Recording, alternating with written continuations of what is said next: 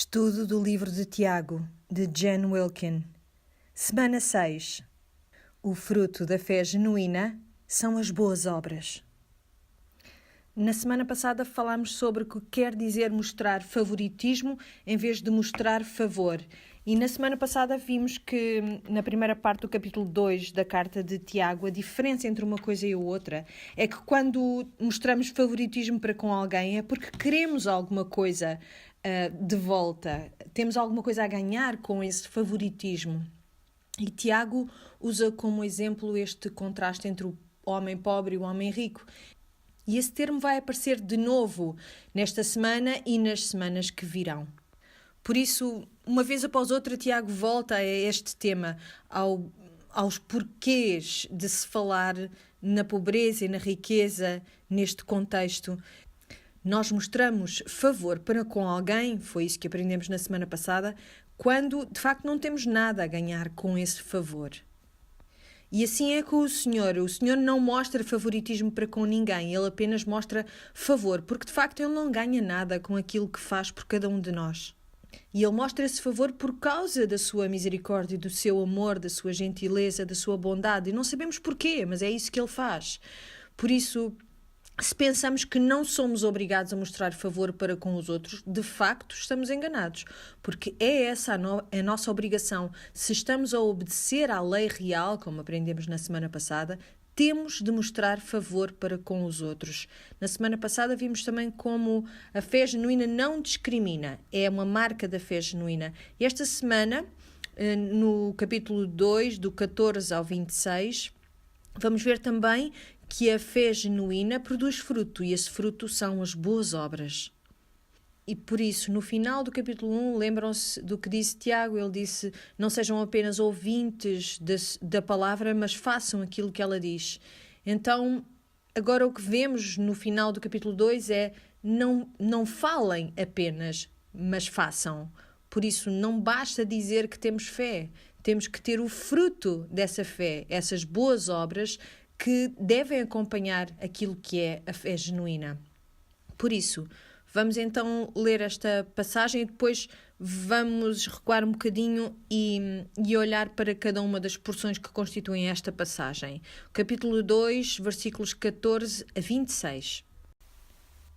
Que importa, meus irmãos, alguém dizer que tem fé se a não põe em prática? Será que essa fé lhe trará a salvação? Imaginem que algum irmão ou irmã não tem nada que vestir e lhe falta o necessário para comer cada dia. Poderão dizer-lhes, vão em paz, hão de encontrar com que se aquecer e matar a fome. Mas se não lhes dão aquilo de que eles precisam, de que valem essas boas palavras? Do mesmo modo, a fé, se não é posta em prática, está morta. Mas alguém poderá ainda dizer, tu tens a fé e eu tenho as obras. Então mostra-me lá se a tua fé é verdadeira, sem obras, que eu mostro-te pelas obras a fé que tenho. Tu acreditas que há um só Deus? Muito bem. Os espíritos maus também acreditam e até tremem. Oh, homem insensato! Queres ver como a fé sem obras é inútil? Não foi o nosso antepassado Abraão justificado pelas obras ao oferecer o seu filho Isaque em sacrifício? Deves ver então que a sua fé foi acompanhada pelas obras e que foi por elas que a fé se manifestou. Assim se cumpriu a passagem da Sagrada Escritura que diz: Abraão teve fé em Deus e por isso foi considerado justo e foi chamado amigo de Deus. Vejam, portanto, que é pelas obras que cada um é justificado e não somente pela fé. Lembram-se do exemplo da prostituta Raabe, que recebeu os enviados do povo de Israel e lhes indicou outro caminho para fugirem? Não foi pelas obras que ela foi justificada? Como um corpo sem espírito está morto, também a fé, sem obras, está morta. Ora bem, aqui temos então a passagem da Bíblia que tem causado tantos problemas ao longo das eras, porque é uma passagem que tem sido usada pelas pessoas para dizer que a fé não vem só pela crença, mas também ganhando o favor de Deus. Por exemplo, Martinho Lutero tinha grande frustração em relação ao livro de Tiago. Não porque o livro de Tiago fosse um livro que pusesse algum problema, mas por causa dos problemas trazidos pelas pessoas que liam mal o livro de Tiago. diziam que este livro está em oposição às palavras de Paulo e por isso é que nós passamos tanto tempo a olhar para a palavra justificação no nosso estudo desta semana. Vamos ver que a maneira como o Tiago usa a palavra justificado ou justificação é diferente do modo como o apóstolo Paulo usa essas mesmas palavras. O seu significado é diferente. Paulo usa a palavra justificado para dizer ser declarado justo. Por outras palavras, quando o Senhor te declara justo, declara-te justo pelo trabalho que Jesus fez, pelas obras que Jesus fez. Por isso, Paulo está a falar de quê? Está a falar da salvação. É isso que ele quer dizer quando diz que fomos justificados. Mas não é assim que Tiago usa essa palavra. Ele usa essa palavra querendo dizer fomos mostrados como justos. Ou seja, demonstra-se que temos a justiça através de diferentes coisas. Estes diferentes aspectos da nossa salvação. Porque há a justificação como Paulo a fala, que quer dizer a salvação, e há a justificação como Tiago pensa, que é a justificação ligada à santificação. O que Tiago quer dizer é que através do fruto que são as boas obras, nós mostramos que a nossa fé é verdadeira. Por isso, o que Tiago não está a dizer de nenhum modo é que se obedeceres, ganhas a salvação, que estás a ganhar a justiça. O que ele está a dizer é que estás a mostrar a evidência da tua fé salvífica, porque a fé salvífica não pode deixar de produzir os frutos das boas obras, que é o que veremos no estudo de hoje.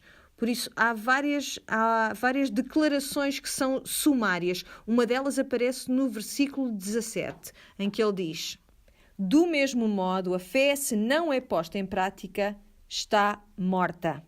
E depois, de novo, no versículo 24, outra declaração sumária. Vejam, portanto, que é pelas obras que cada um é justificado e não somente pela fé. E, novamente, no 26, como um corpo sem espírito está morto, também a fé sem obras está morta. Tiago está muito preocupado em que nós percebamos que quando temos fé genuína, salvífica, tem de haver obras que acompanham essa fé. Por isso, o modo como a Igreja historicamente falou sobre isto, para manter esta fórmula íntegra, é dizendo, sim, nós afirmamos que somos salvos pela graça, pela fé apenas, somente pela fé, mas não por uma fé que está sozinha, por si só. Por outras palavras, somos salvos pela graça e pela fé apenas, mas esta fé tem de estar acompanhada pelas obras. E é isso que Tiago quer que nós percebamos, quer que nós entendamos. Não que nós possamos adicionar obras à nossa fé para a tornar genuína, mas que a fé genuína terá de incluir obras. As duas são inseparáveis. Por isso vamos olhar para esta passagem de novo, um pedacinho de cada vez, começando no versículo 14. Novamente, Tiago lembra-lhes que ele está com eles nesta luta, utilizando o termo meus irmãos. Que importa, meus irmãos, alguém dizer que tem fé se a não põe em prática? De que tipo de fé é que nós estamos a falar? Estamos a falar da fé no nosso Senhor Jesus Cristo, porque é a referência anterior nesta passagem. Por isso ele está a dizer, se alguém diz, eu tenho fé genuína, salvífica, mas não faço nada em decorrência disso, e o que é fazer alguma coisa é ter obras que traduzam a justiça que tem de acompanhar a tua salvação, certo? Por isso, ele diz, se tu não tens prática, será que essa fé te pode trazer salvação? E quando lemos isto, se calhar podemos pensar que ele está a propor uma ponderação, uma meditação sobre isto. Será que esta fé me pode trazer salvação? Mas não é esse o estilo de Tiago quando ele coloca perguntas. Ele está a dizer literalmente, essa fé pode trazer salvação, ou mais precisamente, essa fé não te traz salvação. Pois não? Percebem qual é a resposta que Tiago está à espera que nós demos? Claro que não. Ele espera que ao ouvir esta pergunta, a resposta seja não, nenhuma fé me pode trazer essa salvação. E ele vai expandir esta ideia no verso 15, dizendo: imaginem que algum irmão ou irmã não tem nada que vestir e lhe falta o necessário para comer cada dia. Poderão dizer-lhes: vão em paz, onde encontrar com que se aquecer e matar a fome. Mas se não lhes dão aquilo de que eles precisam, de que valem essas boas palavras? Por isso, ele acabou de falar sobre a questão do favoritismo, favorecer um rico em detrimento de um pobre, dizendo que não se pode fazer isso, e de como a religião boa, a única religião boa e pura, é aquela que se traduz nestes atos de cuidado pelos desvalidos, e de como temos de usar olhos que vejam para além daquilo que é externo e que entendam a necessidade. Mas de que pobre está ele agora a falar? Na semana passada falámos do pobre e do rico e vimos que isto se aplica a pessoas de fora da comunidade também. Agora, desta vez, ele está a falar num irmão ou numa irmã, em alguém que está dentro da nossa própria comunidade de fé. E se eles não tiverem nada que vestir e lhe faltarem o necessário para comer a cada dia?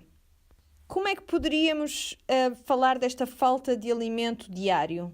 De outro modo, nas Escrituras, como é que isto é referido? Pão nosso de cada dia dá-nos hoje, não é? É o que nos faz lembrar. Por isso estamos a falar de alguém numa comunidade de crentes que não consegue suprir as suas necessidades mais básicas. E o que é que diz Tiago? Ele diz: o que é que tu vais oferecer a essa pessoa? Palavras? Não lhe vais dar mais nada? É suposto eu acreditar que tu tens fé genuína e salvífica que tem transformado o teu coração para desejares as coisas que Deus deseja? Por isso, pensem nisto por um momento. Eu e tu provavelmente não estamos a frequentar uma igreja que tenha assim muita gente com necessidades físicas imediatas tão óbvias como esta. Talvez não seja uma questão do pão de todos os dias, não é? Pode ser que as suas necessidades mais básicas até já estejam supridas. Ou se calhar não estão. Se calhar não estão. Se calhar estas pessoas até existem, mas demoram um pouco até nós nos apercebermos dessa realidade. Mas muitas vezes aquilo que as pessoas precisam de nós é de pão diário espiritual. Por isso, mesmo que não existam pessoas na tua comunidade de crentes que tenham necessidade de um pão diário físico, há com certeza aqueles que precisam do pão espiritual diário. Nós podemos gastar duas coisas com as pessoas. Podemos gastar dinheiro para as ajudar ou podemos gastar tempo para as ajudar. Essas são os teus dois recursos limitados que tu tens e que podes investir em pessoas ou que podes investir só em ti. Por isso, pensem nesta situação que Tiago está a retratar nesta igreja primitiva. Nós falámos de como resultado de nos tornarmos convertidos neste tempo específico da história do cristianismo, deve fazer com que nós esperemos ter privações desta natureza. E porquê? Porque já não poderiam fazer negócio dentro da comunidade judaica. Basicamente foram excluídos, excomungados. Por isso, se tu já tiveste algum ponto da tua vida em que tu experimentaste dificuldade económica, como é que isso te fez sentir em relação a pedires ajuda a outras pessoas? O que é que acontece na maior parte das vezes? Nós começamos a tentar proteger-nos a nós mesmos, não é? Guardarmos-nos a nós mesmos. Olhamos para a conta bancária uma vez após outra e é muito difícil tirar os nossos olhos desse dinheiro que nós possamos ter reservado para ajudar a igreja, para ajudar pessoas com necessidades, e é difícil não começar a pensar, se calhar só por um tempinho deva deixar de dar este dinheiro. Imaginem como é que deve ter sido para os ouvintes de Tiago. Eles estão a passar um momento muito duro e estarão a pensar, será que vamos ter dinheiro para as nossas próprias famílias? Por isso, quando veem alguém que está com uma necessidade maior que a deles, vai ser um grande desafio para eles conseguirem dizer: eu não vou proteger-me a mim mesmo, eu não vou viver com medo de não ter o meu pão diário amanhã, quando vir alguém que não tem o seu pão diário hoje. E vou dar os meus recursos, porquê? Na verdade, eles não são meus recursos. Eu lembro-me que a igreja de que eu fazia parte havia um pastor grande, ele era imponente, era este típico pastor batista do sul dos Estados Unidos, era um homem imponente e ele teve que falar à congregação sobre a necessidade financeira que existia naquele momento, especificamente, uma necessidade que tinha de ser suprida e tinham que fazer um donativo especial. É aquele tipo de pedido que ninguém gosta de ir fazer à igreja. Mas ele levantou-se e disse: eu tenho um anúncio para vos fazer. Tenho que vos dizer uma coisa. Deus tem todo o dinheiro que precisa para fazer aquilo que Deus precisa de fazer. Mas está todo nos vossos bolsos. E quando nós olhamos à nossa volta e nós vemos que há aqueles que não têm o seu pão diário e pensamos, porquê é que o Senhor nos iria ordenar que lhe pedíssemos a Ele todos os dias pelo nosso pão diário e depois, porquê é que o Senhor iria permitir que não o tivéssemos se Ele nos pede para lhe pedirmos? Será que nos ocorre que a razão é porque eles têm de receber de nós assim como recebem do Senhor? Há uma passagem em Mateus 25 em que o Senhor Jesus diz: saibam que todas as vezes que fizeram isso a um destes meus irmãos mais pequeninos, foi a mim que o fizeram. Eu penso muito nisto. Eu penso muito em como terá sido para Maria, a mãe de Jesus. E como ela teve de tomar conta do corpo físico de Cristo. Ela mudou-lhe as fraldas, certificou-se de que ele tinha roupas apropriadas para o tempo, de que ele era bem alimentado. Ela teve de ministrar às necessidades físicas do corpo de Cristo. E como isso deve ter sido algo belo, sagrado para alguém fazer. Mas o que Mateus 25 nos diz é que quando nós alcançamos aqueles à nossa volta que têm necessidades específicas também no seu corpo, o que esta passagem nos diz é que nós estamos a executar o mesmo ofício sagrado que foi atribuído a Maria no cuidado de Jesus.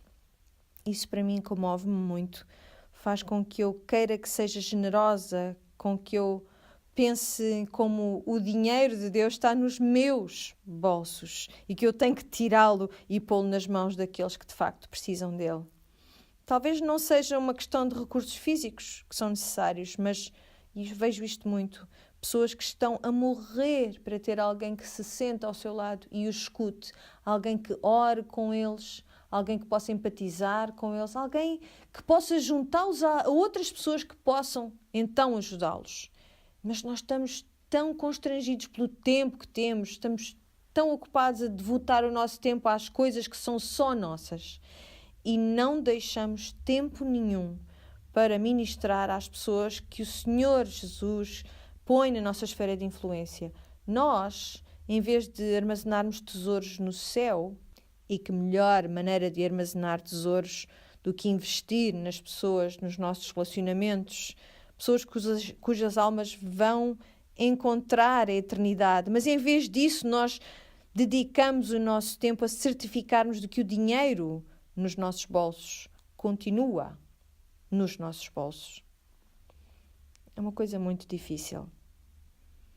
E o que Tiago nos está a dizer aqui é que se tu queres saber o que é verdadeira, genuína fé, qual é o seu aspecto, procure esse fruto de compaixão que ela tem de dar.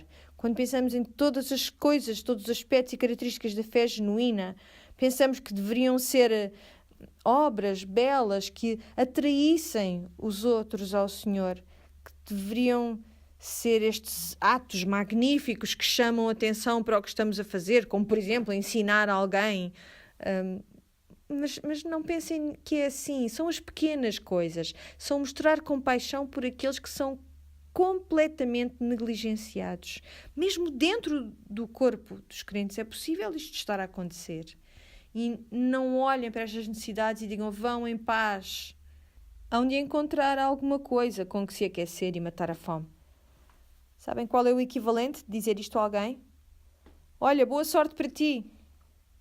É exatamente assim. Porquê? Porque não queremos ter nenhuma inconveniência, não queremos ser incomodados com o problema de alguém. Ou pior ainda, estamos com medo que essa pessoa, que essa necessidade dessa pessoa retire os recursos que nós precisamos para nós. Queremos agarrar-nos a estes recursos.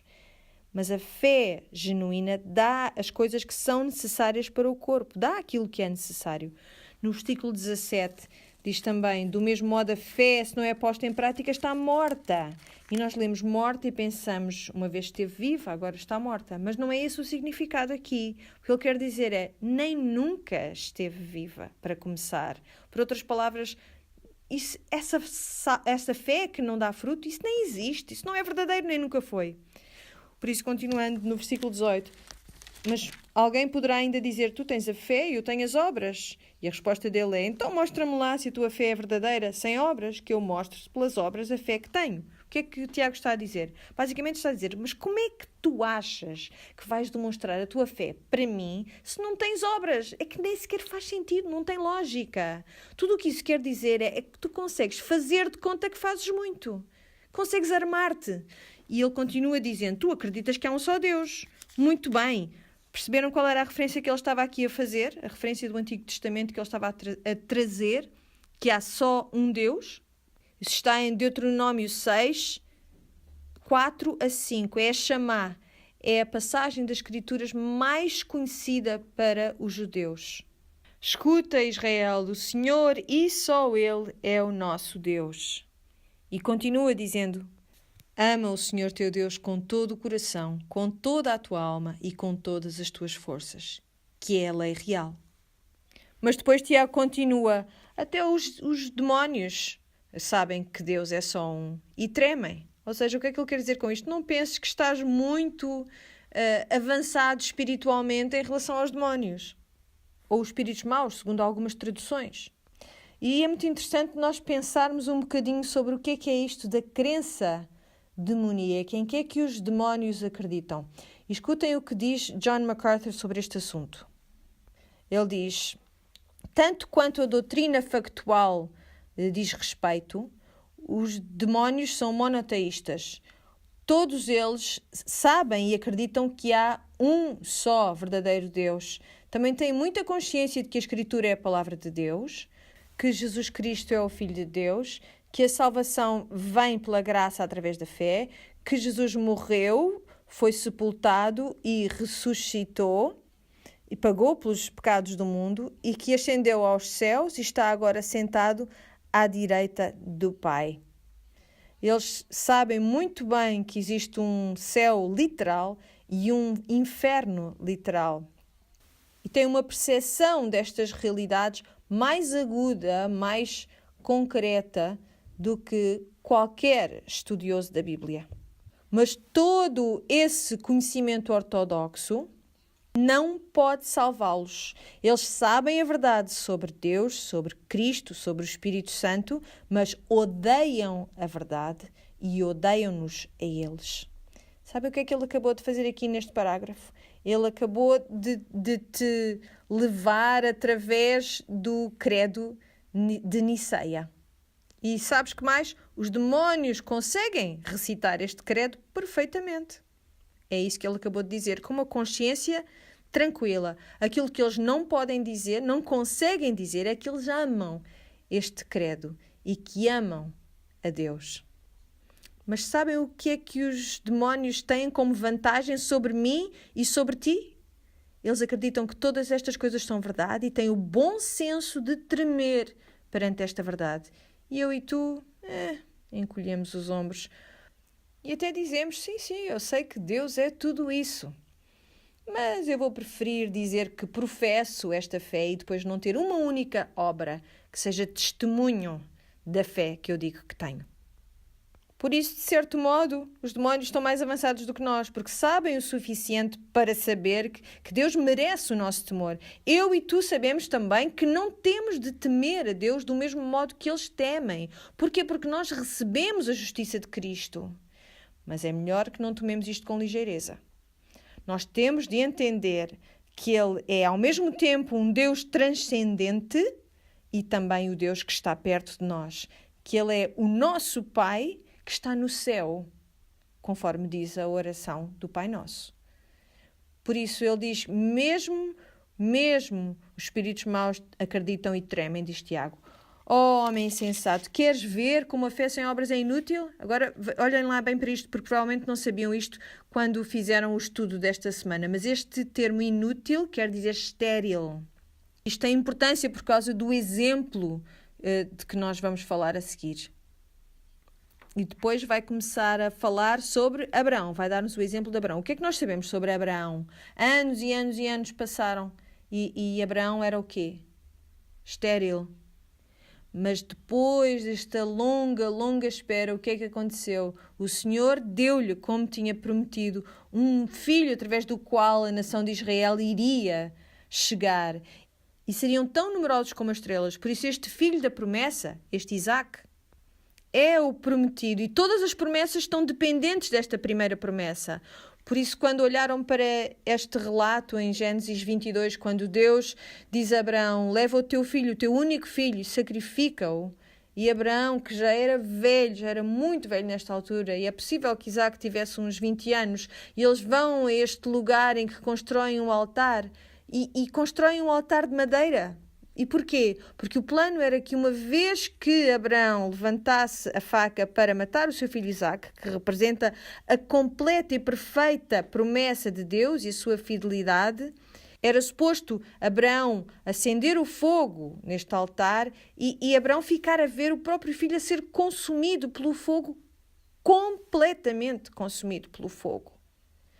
Abraão, que provavelmente já deveria ser demasiado velho para ser ele próprio, sozinho, a pôr Isaac em cima do altar onde iria ser feito o holocausto, e por isso Isaac deve ter tido que ajudar o pai ou até que voluntariamente subir sozinho para cima deste altar. Esta imagem do sacrifício de Cristo que iria ainda vir muitos anos depois.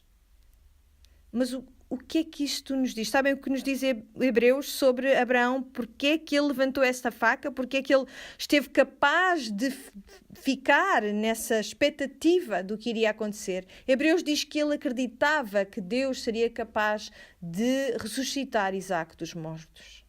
Mesmo que ele tivesse sido completamente consumido já pelo fogo. E isso é uma ação muito impressionante que tem que vir no decorrer de uma fé genuína. E reparem o que está a acontecer aqui em versículo 22, no capítulo 2 de Tiago. Vemos que a fé foi acompanhada pelas obras e que foi por elas que a fé se manifestou. Por isso ele diz que a sua fé foi acompanhada pelas obras e que foi por elas que a fé se manifestou, e este ser completo ou foi acompanhada quer dizer que foi amadurecida. Não quer dizer que ela estivesse incompleta, mas que ela foi tornada, chegou à fruição. Era uma árvore de fruto que ainda não estava a dar fruto, mas que sabemos, sem dúvida, que ela iria dar fruto. E nessa história é isso que vemos, que algo iria frutificar. E o fruto da fé de Abraão, conforme levanta a faca sobre o corpo do seu filho Isaac, o que é que seria esse fruto? Diz aqui no versículo 23, assim se cumpriu a passagem da Sagrada Escritura que diz, Abraão teve fé em Deus e por isso foi considerado justo. Ora bem, quando é que esta Escritura mencionou isto? Isto foi em Gênesis capítulo 15. Ora bem, nós relatamos o que se passou em Gênesis 22, o sacrifício de Isaac, o que quer dizer que Abraão teve uma fé salvífica em Gênesis 15, antes, e vemos o fruto em Gênesis 22. Mantenham isto na vossa mente, no vosso pensamento. Por isso diz que a Escritura foi cumprida.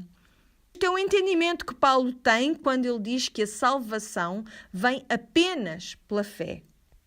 Abraão foi considerado justo por causa desta fé salvífica, a fé que antecedeu as obras. E estas obras foram manifestadas de um modo muito óbvio, de um modo muito ousado. Em Gênesis 22, vemos que quando isto acontece, quando Abraão está disposto a sacrificar o seu filho, o que é que diz Deus? Agora eu sei que tu temes a Deus. É isso que ele diz a Abraão quando Abraão está prestes a matar Isaac. O que é que ele está a dizer? Eu não tinha bem a certeza, mas agora já vi que sim. Não, Deus tem todo o conhecimento. Portanto, o que Deus quis dizer é, nós estamos a falar de Deus em termos humanos, por isso temos que entender quem é que agora sabe. Quem é que sabe agora? Que teme de facto a Deus? É o próprio Abraão. É o próprio Abraão que passou a conhecer isso, a perceber a sua fé. E por isso a vida de Isaac é poupada. Foi um fruto de uma fé que já lhe tinha sido concedida no capítulo 15.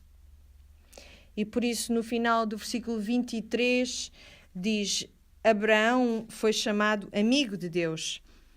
É interessante pensar nisso.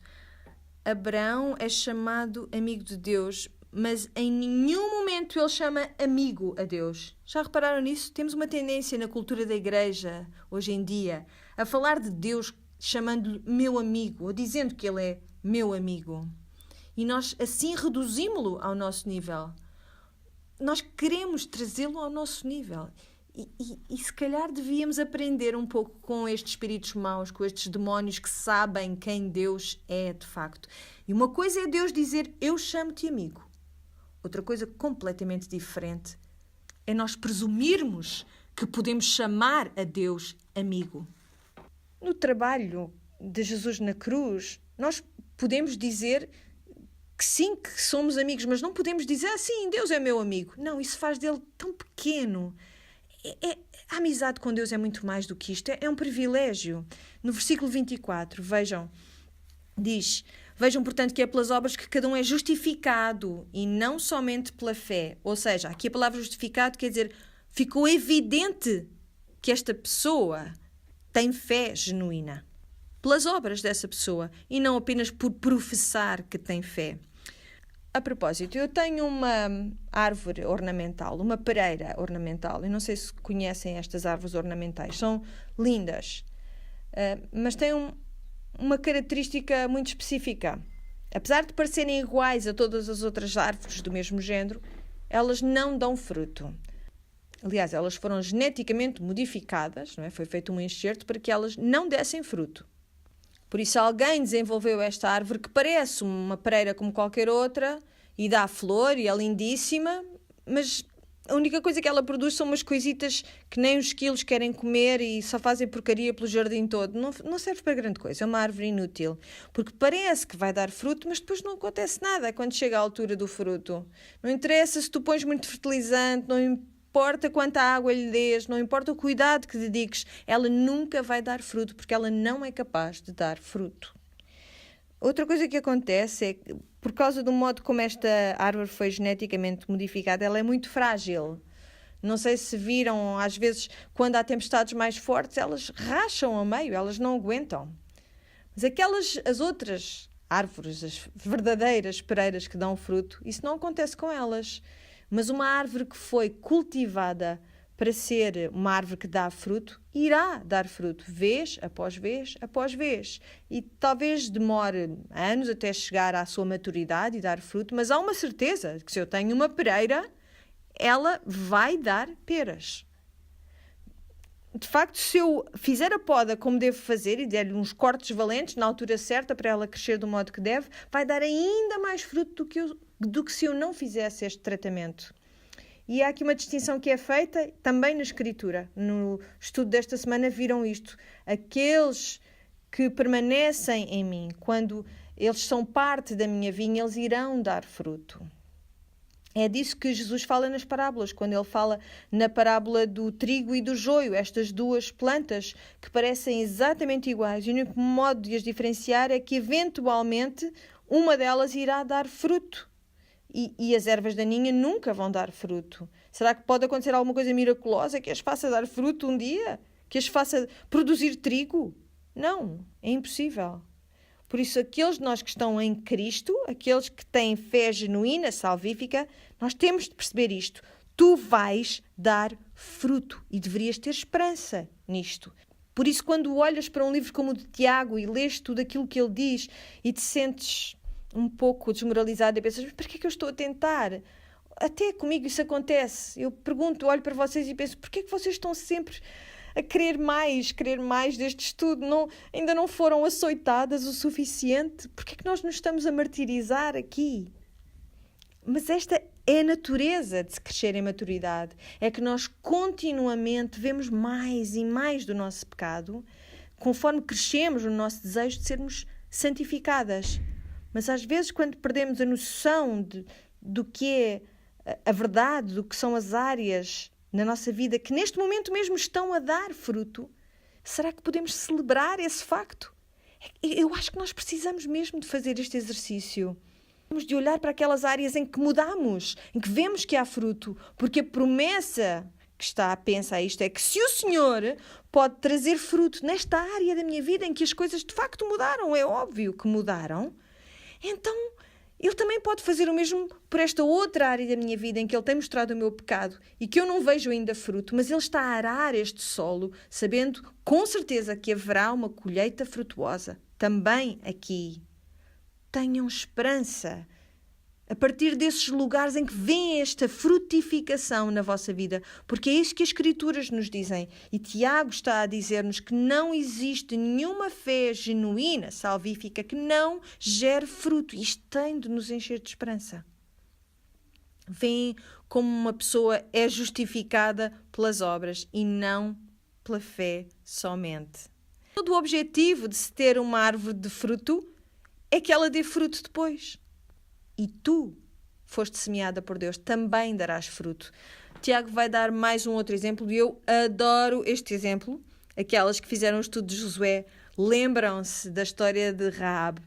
Não vou agora entrar em grandes pormenores, vou só dar aqui umas pinceladas nesta história de que eu gosto muito. Mas ele dá-nos um segundo exemplo do que é este tipo de fé que produz obras. Diz assim, no versículo 25, lembram-se do exemplo da prostituta Raabe, que recebeu os enviados do povo de Israel e lhes indicou outro caminho para fugirem?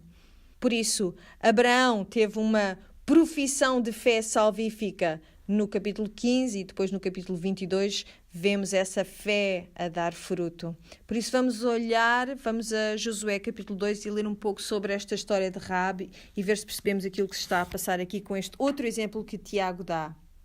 Eu sei que viram isto também no vosso estudo desta semana, mas quero olhar mais uma vez para isto. Então, o ponto da história é este. Josué acabou de assumir a liderança do povo depois da morte de Moisés. E estão prestes a entrar na terra prometida, a conquistar a terra de Canaã. Há gente que vive lá e que tem que ser expulsa, de modo a que o povo de Israel possa lá habitar. Por isso, Josué envia espiões para ver o que se está a passar em Jericó. E a viver nessa muralha da cidade de Jericó está esta mulher chamada Raabe. E Raabe é uma prostituta. E eu deu-me vontade de rir. Não imaginam quantos comentadores eu li sobre este assunto. Comentadores que diziam, atenção, que Deus não está a dizer que é bom ser prostituta ou que é bom mentirmos. Mas, por favor, quantas mulheres conhecem vocês, senhores comentadores, que acordem de manhã e digam assim, eu hoje o que eu gostava mesmo de ser era prostituta? Acham que alguém quer ser prostituta? Acham que Raabe projetou a sua vida à volta desta ideia, deste sonho de ser uma prostituta a viver nas muralhas de Jericó? Eu acho que nós já sabemos o suficiente sobre como as coisas acontecem, como as pessoas vão parar ao tráfico humano, para não presumir estas coisas. Acho que já sabemos o suficiente sobre o que é a prostituição para entender que isto não é o desejo de ninguém. Talvez uma das razões pelas quais ela estava aberta e receptiva à mensagem do Senhor era porque ela era uma mulher, de facto, em circunstâncias desesperadas. Quem sabe? Será que ela não devia ter mentido? Mas pronto, vocês têm que fazer o estudo de Josué e perceber qual é a perspectiva em relação a estas questões. Não é para agora. Então, ela acolheu estes espias na sua casa e o rei de Jericó percebeu-se que ela tinha albergado estes homens e ela disse, sim, eu mandei-os embora por este outro caminho, por isso vão lá atrás deles. E vai então ter com os espias e diz-lhes, eu sei que o Senhor vos deu este país, toda a gente anda atemorizada por vossa causa e todos os habitantes fogem na vossa frente. Soubemos como o Senhor secou o mar vermelho diante de vós quando saíram do Egito e como no lado de lá do Jordão trataram os 2 reis amorreus, Seón e Og, e os mataram. Quando tivemos conhecimento disso, ficámos desanimados e mais ninguém teve coragem de vos resistir. Porque o Senhor, escutem isto, porque o Senhor vosso Deus é Deus no céu e na terra. Jurei-me agora pelo Senhor que hão de tratar a minha família tão bem como eu vos tratei e deem-me um sinal como garantia de que hão de poupar a vida ao meu pai, à minha mãe, aos meus irmãos e irmãs e aos seus familiares. Não nos matem. Porquê é que Raabe esconde estes homens? Porquê é que ela relata as obras do Senhor a favor do povo de Israel? Ouviram a profissão de fé de Raabe? Ela sabe muito bem quem é o Senhor. Ela não foi justificada pelas suas obras no sentido que as suas obras não estão a salvá-la. Ela está a demonstrar que ela já foi redimida. Já foi redimida por um milagre qualquer. O Senhor revelou-se a esta mulher, uma prostituta, a viver nas muralhas de Jericó. E a resposta dela é, eu tenho que fazer alguma coisa. Eu tenho que ter um papel nisto. Há um papel para eu desempenhar no meio disto tudo. E é por isso que isto é uma ilustração tão incrível. Olhem para o contraste que Tiago estabeleceu para nós aqui. Quem foi o primeiro exemplo? Abraão, pai dos hebreus, pai da nação hebreia. Não há um homem mais reverenciado no judaísmo. Ele é o pai Abraão. Portanto, ele é um homem, ele é um judeu, é o judeu original e é muito respeitado e amado. E depois quem é que Tiago arranja para contrastar com isto? Raabe, que é uma prostituta, uma cananeia e uma mulher.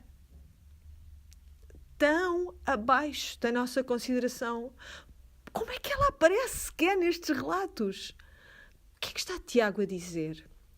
Do maior ao mais pequeno, a fé genuína dará fruto de boas obras. A resposta preciosa de Raabe ao ter recebido esta graça de Deus é tão bela quanto a fé que Abraão mostrou ao deitar Isaque no altar. Ela é louvada ao mesmo tempo que Abraão. Ambos têm um lugar na chamada dos heróis. Quem és tu? Tu és a mais pequena no reino dos céus? Ou tu és alguém que tem recebido a aprovação de todas, que é amada, estimada? Nós somos todos igualmente capazes e chamados para dar fruto perante o Senhor, de um modo que chama o reino e dá honra e dá glória ao Senhor. Por isso, nós ouvimos muitas vezes que o cristianismo é acerca de descansarmos nas obras de Cristo. E nós adoramos esta mensagem. E é verdade, é mesmo assim, mas eu refinaria isto. Eu diria que a salvação trata-se de descansar no trabalho de Jesus. Portanto, nós fomos justificados pelo trabalho de Cristo na cruz, no que diz respeito à nossa salvação. Mas vamos olhar para isto de outro modo. Não nos custa nada tornar-nos cristãos, mas custa-nos tudo vivermos como cristãos. Eu acho que é isso que Abraão quereria dizer. Quando Abraão se dispôs a sacrificar o seu único filho, através do qual a promessa viria, quando Raabe percebeu que toda a sua família, todos morreriam caso ela fosse descoberta como colaboradora destes israelitas, ela dispõe-se a tudo como resposta graciosa àquilo que receberam do Senhor. Não nos custa nada tornarmos cristãos, mas custa-nos tudo vivermos como cristãos, morrermos para nós mesmos diariamente, crucificar-nos a nós mesmos, cortar a nossa mão figurativamente, se ela nos faz pecar e cair, tirarmos o nosso olho em termos espirituais. Porquê? Porque nós queremos tanto dar fruto. Não é por aí que nós ganhamos o favor do Senhor, mas queremos celebrar e demonstrar a verdade da nossa transformação. Sim, eu sou enxertada na vinha. Vejam o fruto que eu dei por causa desse enxerto. Por isso é muito mais do que dar pão a quem tem fome. Há coisas maravilhosas que podem acontecer quando estamos dispostos a arriscar tudo por causa daquilo que o Senhor fez por nós. Há um espaço no nosso entendimento para compreendermos que da obra mais pequena, a obra mais incrível, mais óbvia, mais evidente para todos, tudo isso são frutos da nossa salvação, da nossa justiça, de termos sido justificados. Nós somos salvos pela graça através da fé somente, mas não por uma fé que é estéril em obras. Por isso, esta semana, eu quero perguntar-vos: há um lugar em que tu tenhas dado mais fruto do que noutras áreas? Há algum lugar da tua vida em que o Senhor tenha feito uma poda?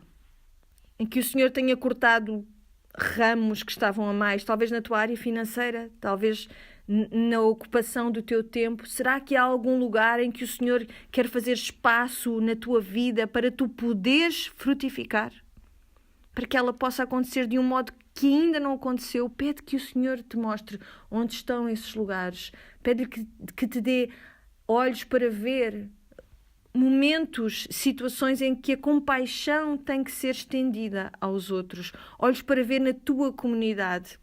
Nós sabemos que Tiago não está a dizer: vejam lá se cuidam daqueles que estão na comunidade de fé. Não, ele está a dizer em todos os lugares. Devia acontecer em todos os lugares, mas especialmente nas comunidades de fé. Quem é que o Senhor tem imposto na tua esfera de influência? Para quem é que Ele quer que tu sejas as suas mãos e os teus pés, para que possas demonstrar que tu sabes e conheces esta natureza profunda da fé salvífica que vem por Cristo? Vamos orar? Pai do céu, nós agradecemos-te pelo dom que é Jesus. Agradecemos-te porque a sua justiça foi-nos dada, foi-nos creditada. E nós oramos, Senhor, agora para que nós possamos dar fruto que testifique dessa mudança nas nossas vidas. Pedimos-te, Senhor, que nos ajudes com aqueles que são mais pequeninos, para que nós possamos fazer as coisas que tu farias.